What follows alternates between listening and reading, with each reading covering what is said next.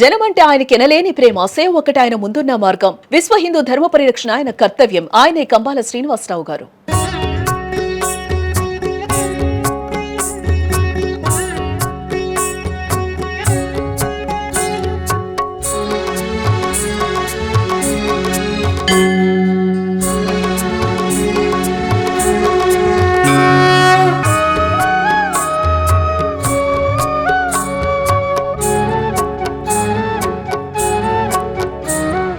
శ్రవణ నక్షత్ర శుభలగ్నం నందు టీటీడీ వారి సహకారంతో మహా గ్రూప్ చైర్మన్ వంశీ గారు చాలా అత్యంత వైభవంగా శ్రీ శ్రీనివాస కళ్యాణం ఇక్కడ జరపబోతున్నారు. ప్రత్యేక అతిథులుగా సీఎం రేవంత్ రెడ్డి గారు, బట్టి గారు, మరి మిగతా మంత్రులు ఉత్తమ్ గారు, కొండా సురేఖ గారు, ప్రతి ఒక్కరు కూడా ఇక్కడికి రాబోతున్నారు. ఎందుకంటే చాలా విశిష్టమైన మార్గశిర మాసం, స్వామివారి జన్మ నక్షత్రం కాబట్టి ప్రతి ఒక్కరు కూడా తిలకించాలని చాలా కోరికగా ఎప్పుడెప్పుడా అని ఎదురు చూస్తున్నారనమాట. చాలా ఇయర్స్ బ్యాక్ వెంకయ్య నాయుడు గారు చేశారనమాట. ఆ తర్వాత శ్రీ శ్రీనివాస కళ్యాణం ఎవ్వరూ చేయలేదు హైదరాబాద్లో. అలాంటిది ఈసారి టీటీడీ వారి సహకారంతో మన మహా గ్రూప్ చైర్మన్ వంశీ మారెల్ల గారు ఇక్కడ చేయబోతున్నారు. కాబట్టి ఒకసారి ఆయనతోనే మాట్లాడి ఎలా జరగబోతుంది, ఎలా చేయాలనుకుంటున్నారు, అసలుకి ఎందుకు చేయాలనిపించిందో ఆయన మాటలను తెలుసుకుందాం. మారెల్ల వంశీ కృష్ణ గారు పక్కనే ఉన్నారు, మాట్లాడేద్దాం. అన్న నమస్తే. ఫస్ట్ ఏంటి ఈ మధ్యకాలంలో ఒక పక్కనేమో మీరు చేసే న్యూస్ ఛానల్స్లో చేసే మీ డిబేట్స్ చూస్తుంటేనేమో మీకు ఒక పక్కనంతా ఒక ఫ్యాన్స్, ఒక పక్కన శత్రువులు రెండు పెరిగిపోయారు. కానీ ఇంకొక సైడ్ ఆఫ్ కాయిన్ చూడాలి కదా డెఫినెట్గా. ఆ సైడ్ ఆఫ్ కాయిన్ చూస్తున్నప్పుడు వంశీ గారు ఈ మధ్య చేస్తున్న కొన్ని మంచి స్పిరిచువల్కి సంబంధించిన శివోహం ఒకటి చేశారు, తర్వాత సీతారాములది ఒకటి చేశారు. ఇక్కడేమో శ్రీ శ్రీనివాస కళ్యాణం అని ఇంత భారీ ఎత్తున రేపు 10,000 మంది ఇక్కడ సీఎం గారు, మంత్రులు అందరూ వస్తున్నారు, సినిమా స్టార్స్ అందరూ కూడా. ఏంటి దీనికి బలమైన కారణం ఏంటి, ఎందుకు చెయ్యాలనిపించింది అసలు మీకు? ముందుగా రోషన్ నమస్కారం. నమస్తే అన్న. ఓం నమో వెంకటేశాయ. ఇది శ్రీ శ్రీనివాస్ కళ్యాణం. ఇది ఆ దేవదేవుడు ఆదేశించారు, ఈ మహావంశీ పాటించారు. ఇది మనం చెయ్యాలనుకుంటే జరిగేది కాదు.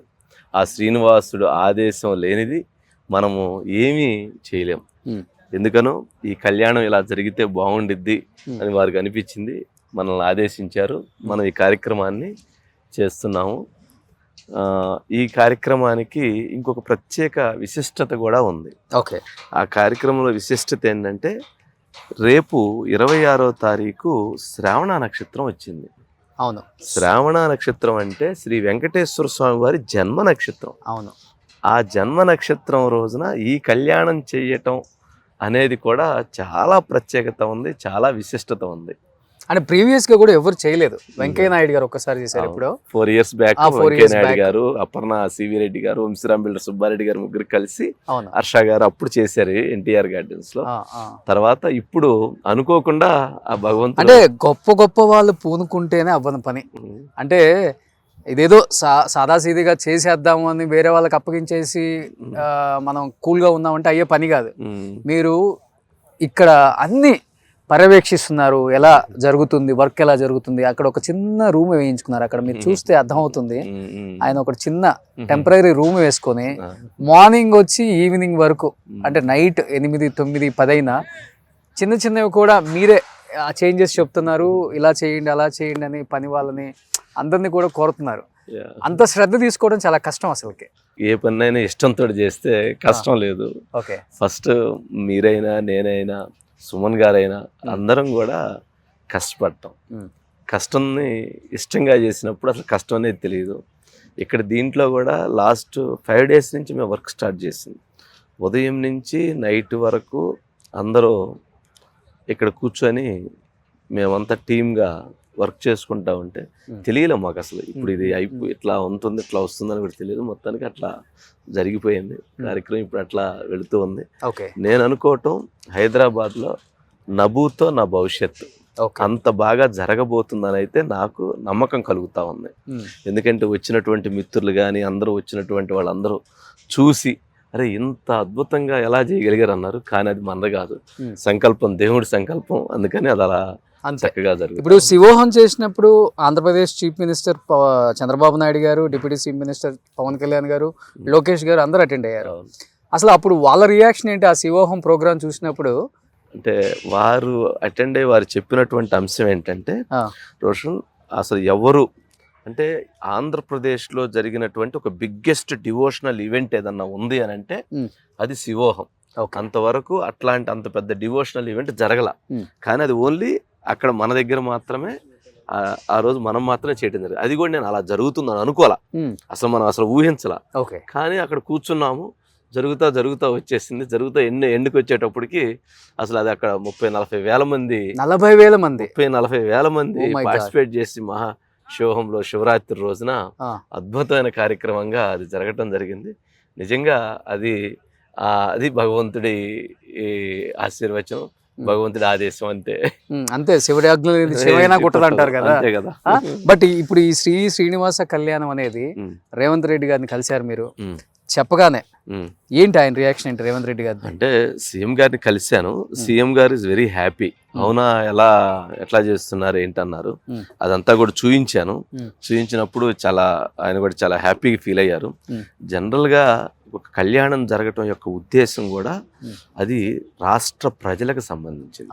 శ్రీ శ్రీనివాస కళ్యాణ మహోత్సవం ఇక్కడ జరిగితే ఇక్కడ ప్రజలందరికీ కూడా ఒక మంచి పాజిటివ్ వైబ్, అన్ని రకాలైనటువంటి ఒక పాజిటివ్ మంచి సంకేతాలను ఇస్తుంది, చెడుని దూరం చేస్తుంది. ఇట్లా అనేకమైనటువంటి అంశాలు దీంట్లో ఇది ఉంటాయి. ఒక రాష్ట్ర ముఖ్యమంత్రిగా ఆయన కోరుకునేది కూడా మంచి జరగాలి, మంచిగా ఉండాలనే భావన. అలాంటి మంచి భావన, ఒక మంచి సంకల్పాన్ని ఇక్కడ మనం చేస్తున్నాం కాబట్టి ఖచ్చితంగా ఆయన కూడా ఈజ్ వెరీ హ్యాపీ. రేపు వస్తున్నారు ఆయన కూడా ఇక్కడికి? రావచ్చు అనుకుంటున్నాను.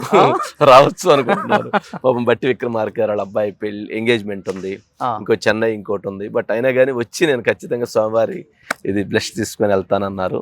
చూడాలి. కానీ ఇప్పుడు ఇంత పెద్ద పనులు చేయాలంటే ఇంట్లో వాళ్ళ సహకారం కూడా ఎక్కువ ఉండాలి. అంటే మీకు భక్తి ఎక్కువ లేకపోతే ఇంట్లో మేడం కి భక్తి ఎక్కువ? అసలుకి తన సపోర్ట్ ఎలా ఉంటుంది ఇలాంటి విషయాలలో? పద్మావతి గారు ఎప్పుడు నాలో సగం. వారు ఎప్పుడు కూడా నేను ఒక ఆలోచన అనుకుంటే ఆలోచన ముందుకు తీసుకెళ్లే ప్రక్రియని వారు తీసుకుంటారు. లేదు వారు ఏదైనా డివోషనల్ సంబంధించి ఇట్లా అనుకుంటే అది నేను ముందుకు తీసుకెళ్లే కార్యక్రమం చేస్తాను. యాక్చువల్లీ నేను ఇది అనుకున్నాను, వారు సుదర్శన హోమం పెడదాం ఉదయం పూట, బాగుంటుంది, కళ్యాణం జరిగే ముందు హోమం జరిగితే అని అన్నారు. ఓకే అనుకున్నాం. రేపు మార్నింగ్ 108 మంది జంటలతోటి 108 మంది జంటలు నిన్న అనుకున్నాము. ఈరోజు 108 మంది జంటలో అందరూ వచ్చి మేము పార్టిసిపేట్ చేస్తామని రేపు సుదర్శన హోమం మార్నింగ్ జరుగుతుంది. అంటే అది వెరీ క్లోజ్. రేపు జరిగేది ఏమన్నా ఈవినింగ్ వచ్చేటప్పుడు కళ్యాణం 100 మందితోటి. ఒక్కొక్క ప్రత్యేకంగా మీకు ఒక్కరికి మాత్రం కూడా చెప్పబోతున్నాను. 27వ తారీఖు 26వ తారీఖు కళ్యాణం అయిపోయిన తర్వాత 27వ తారీఖు ఇక్కడ పుష్పయాగం జరుగుతుంది. అతి కొద్ది మందితో, అక్కడ భక్తులు పెద్దగా ఉండరు, ఓన్లీ ఒక 2000-3000 అనుకున్న దాంతో. పుష్పయాగానికి ఒక చాలా విశిష్టత ఉంది. శ్రీరంగం నుంచి వస్తారు, 2 టన్నుల పూలతోటి బెంగళూరు నుంచి తీసుకొస్తారు. ఆ పూలు కూడా విగ్రహాలు కూడా 10 feet హైట్ విగ్రహాలు వస్తాయి. ఆ పూలతోటి ఆ అలంకరణ చేసి ఆ పుష్పయాగం చేస్తూ ఉంటే అది అసలు ఆ వైబ్రేషను, అది అసలు చూసేదానికి కానీ లేదా దానివల్ల జరిగేటువంటి ఫలితాలు కానీ దానివల్ల రాష్ట్రానికి వచ్చేటువంటి ప్రయోజనాలు కానీ ప్రజలకు కానీ చూసినటువంటి వాళ్ళకి కానీ ఒక మంచి అనుభూతి కలుగుతుంది. వాళ్ళు అనుకున్నటువంటి లక్ష్యాలన్నీ కూడా నెరవేరే దిశగా అడుగులు పడతాయి. దానికి ఒక ప్రత్యేక విశిష్టత ఉంది. అందుకని పుష్పయాగాన్ని 27వ తారీఖు పెడుతున్నాం. అదొక్కటి మాత్రం 27వ తారీఖు రిలీజ్ చేయమని నా రిక్వెస్ట్. బట్ రేపు 26 కానీ మీరేమో స్టేడియం చూస్తుంటే ఆల్మోస్ట్ 10,000 నుంచి 15,000 మంది ఏదో అంటున్నారు. అవును. కానీ డెఫినెట్ గా ఇలాంటి ఒక కార్యక్రమం అనేది ఎవరో చేయలేరు, చేసిన సక్సెస్ అవ్వవు. ఎందుకంటే చాలా కష్టం వీటిని హ్యాండిల్ చేయటం కూడా. ఆ క్రౌడ్ ని కావచ్చు, గెస్టులను కావచ్చు, అన్ని రకాలుగా చాలా కష్టం.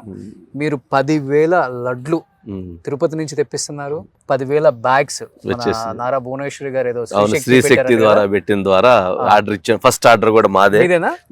మేడం కూడా ఇస్ వెరీ హ్యాపీ.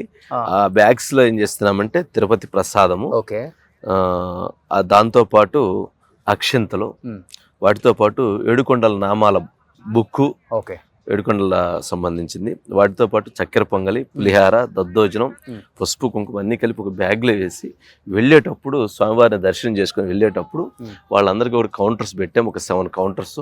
ఆ 7 కౌంటర్స్లో వాళ్ళందరికీ అందజేయటం జరుగుతుంది. అది ఇప్పటి వరకు మనం అనుకున్న ప్లాన్లో. సో ఎన్ని వేల మంది వచ్చినా కానీ ప్రవేశం ఉచితం అసలు. ప్రవేశం అంటే మనం 10,000 మందికి వేసాము. ఇక్కడ ఆల్మోస్ట్ మీరు చూసినట్లయితే కొంత డెలిగేట్ కోసం వదిలిపెట్టాము, మిగిలిన అంతా కూడా కొంత పాసెస్ ఇష్యూ చేశాము. జనరల్గా వచ్చినటువంటి వాళ్ళు ఎవరైనా కూడా వాళ్ళకు కూడా సీటింగ్ ఉండే విధంగా ఒక 2,500 మందికి వాళ్ళకు కూడా ఏర్పాటు చేయడం జరిగింది. పాసెస్ లేకుండా వచ్చినా కూడా ఒక 2,500 మందికి అకామిడేట్ చేయడానికి కూడా ఫెసిలిటీ బ్యాక్ సైడ్ అంతా. ఇంకోటి ఏంటంటే ఇది సిటీ మధ్యలో పెట్టారు మీరు, గచ్చిబౌలి స్టేడియం కావటాన చాలా ఈజీ యాక్సెస్ అందరికి రావడానికి కూడా. అవును, అంటే జనరల్ గా అసలు ఇటువైపు అసలు ఇప్పుడు కళ్యాణం జరగలేదు. అవును, జరగల. ఇక్కడ ఏదైతే కొన్ని హడ్డిల్స్ ఏదైతే ఉన్నాయో అందరికీ అవి తొలగిపోయి రాష్ట్రానికి కావచ్చు, ప్రజలకు కావచ్చు, వాళ్ళ వ్యాపారాలకు కావచ్చు, ఇంకోటి కావచ్చు అవన్నీ తొలగిపోయి ఒక మంచి పాజిటివ్ వైపు వచ్చి అందరూ సక్సెస్ఫుల్గా ముందుకు వెళ్ళాలనే ఒక మంచి సంకల్పంతో ఈ కార్యక్రమాన్ని చేస్తున్నాం. వచ్చి చూసే వాళ్ళకి అంతలా వస్తే చేసే వాళ్ళకి మీకు ఎంత వస్తుందో చూడండి అసలు. అంటే భగవంతుడు అది సంకల్పం, అది అంతేనా? అది నా సంకల్పం కూడా. నేను వాళ్ళందరూ సక్సెస్ లో వాళ్ళందరూ బాగుండాలి, అందులో నేను బాగుండాలని కోరుకుంటాను. ఓకే, కానీ అంటే వంశీ గారు అంటే సందర్భం వచ్చింది కాబట్టి నిజమైన న్యూస్ చేయాలంటే దమ్ము ధైర్యం రెండు ఉండాలి. మీ పెదాలకి వణుకుది లేదు, బెనుకుది లేదు, అందరూ చెప్తుంటారు, నేను కూడా విన్నున్నా. బట్ ఇలాంటి న్యూస్లు చేసేటప్పుడైనా లేకపోతే ఎదుటి వాళ్ళని ఎదుర్కొనే ఒక టైం వస్తుంది అన్నప్పుడు కొంచెం ఇంటికి వెళ్ళినప్పుడు ఫ్యామిలీ గుర్తు రావటం, లేకపోతే మన ఛానల్ మీద చాలా దాడి కూడా జరిగింది. ఎప్పుడు గుర్తురాలా. ఇప్పుడు నువ్వు మీడియాలో ఫైట్ చేసి వచ్చా, నేను మీడియాలో ఫైట్ చేసి వచ్చినండి. ఎప్పుడు భయం అనేది ఉండదు. మనం తప్పు చేసామా లేదా, మన దగ్గర పొరపాటు ఉందా లేదా. నా దగ్గర పొరపాటు ఉంటే, నేను తప్పు చేస్తుంటే నేను అపాలజీ చెప్పడానికి కూడా ఎప్పుడు నేను వెనకాను. పొరపాటు అనేది మానవ సహజం, జరగవచ్చు, మనకు తెలియదు. జరిగిన తర్వాత ఇది తప్పు అని అనుకోవచ్చు.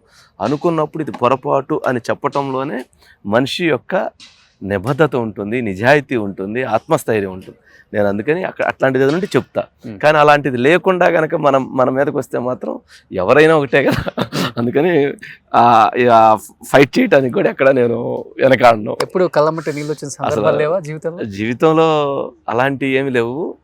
కాకపోతే ఏంటంటే చిన్నతనంలో మన పేరెంట్స్ వాళ్ళు చూసినప్పుడు మనం ఎలా ముందుకు వెళ్ళాలి, ఇంకెలా కష్టపడాలి, ఎదిగే టైంలో చిన్న చిన్న యుద్ధాలు ఉంటాయి కదా. అరే మనల్ని ఆపేస్తుంటారు, కొంతమంది తొక్కేస్తుంటారు, కొంతమంది ముందుకు బానీరు, కొంచెం జరుగుతూ ఉంటాయి. కళ్ళమ్మ నీళ్ళు కాదు కానీ ఒక పెయిన్ ఉండిద్ది. అరే మనం పాజిటివ్ వైబ్ తోటి వెళ్తున్నా కూడా కొంత నెగిటివ్ వస్తుంది. అంటే మనం ఎక్కడో ఇంకొంచెం పాజిటివ్ క్రియేట్ చేసుకోవాలి, ఎక్కడో ఇంకొంచెం మనం దాన్ని 10 మందిని కలుపుకోవాలి, 10 మంది ఆలోచనలు పంచుకోవాలి, 10 మందితో మనం మంచి రిలేషన్స్ మెయింటైన్ చేయాలి అనేటువంటి ఉద్దేశంతో కొంచెం ఒక స్టెప్ మనం తగ్గి ఆలోచించాలి.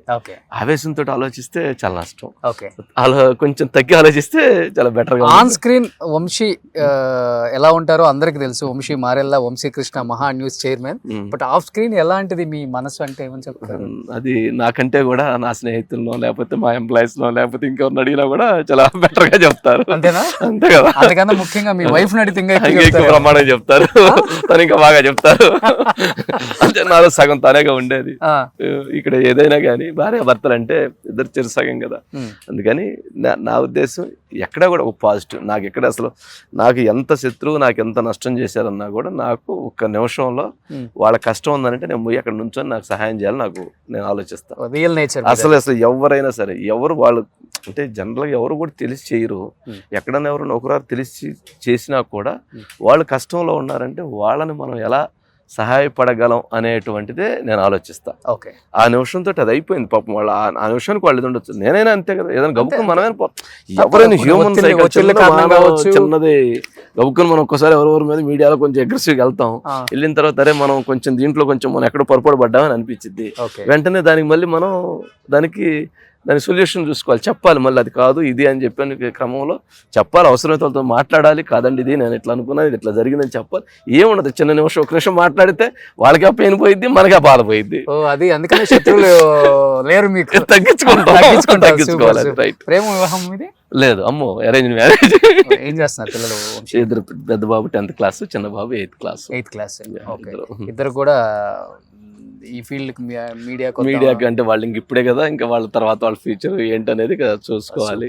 సో రేపు ఈవినింగ్ అంటే 26 సాయంత్రం సో 7 గంటల నుంచి 4 గంటల నుంచి స్టార్ట్ అవుతుంది. అంటే మార్నింగ్ నుంచే ఉంది కార్యక్రమాలు. ఈవినింగ్ 4 o'clock స్టార్ట్ అవుతుంది. అదే 4 అంటే 5కి స్టార్ట్ అవుతుంది. నేను అడిగేది ఏంటంటే ఎవరైనా కానీ భక్తులందరికీ మా రిక్వెస్ట్ ఏంటంటే కొంచెం ఎర్లీగా అంటే 5 o'clock షార్ప్గా ఇక్కడికి వచ్చేటట్టు ఉంటే కొంచెం అందరికీ ఇబ్బంది లేకుండా ఉంటుంది. వచ్చినప్పుడు అందరికి సీటింగ్ ఉంటుంది. తర్వాత 5 to 6 మధ్యలో ఒక వేదపారాయణం 100 మంది పండితులు వేదపారాయణం చెప్పబోతున్నారు. అది అయిపోయిన తర్వాత గోవింద నామ స్వరాలతోటి స్మరణ చేస్తూ అందరికీ దాంట్లో ఇచ్చేయబోతున్నారు. ఇంకొక ప్రోగ్రామ్ కూడా ఉంది. షార్ప్ 6 o'clockకి స్టేడియంలో శ్రీ శ్రీనివాస కళ్యాణం స్టార్ట్ అవుతుంది. 6 నుంచి 8:15 వరకు కళ్యాణం జరుగుతుంది. 8:15 నుంచి దర్శనం కల్పిస్తాము. వచ్చినటువంటి వాళ్ళు దర్శనం చేసుకొని దగ్గరికి వెళ్ళి స్వామివారి దర్శనం చేసుకొని అయిపోయిన తర్వాత ప్రసాదాలు తీసుకొని బయలుదేరి వెళ్ళిపోవాలి. టీటీడీకి సంబంధించిన భూదేవి మొత్తం అందరూ వాళ్ళు మొత్తం టీటీడీ అందరూ వస్తున్నారు. అట్లాగే గొప్ప విషయం ఏంటంటే ఈ కళ్యాణాన్ని వివరించేటానికి మేడసాని మోహన్ గారు అన్నమాచార్యకు సంబంధించినటువంటి అడ్వైజరు. అదేవిధంగా ఆయన వాగ్దాటి ఆయన చెప్పేటువంటి విధానం అంతకంటే ఎవరు చెప్పలేరు.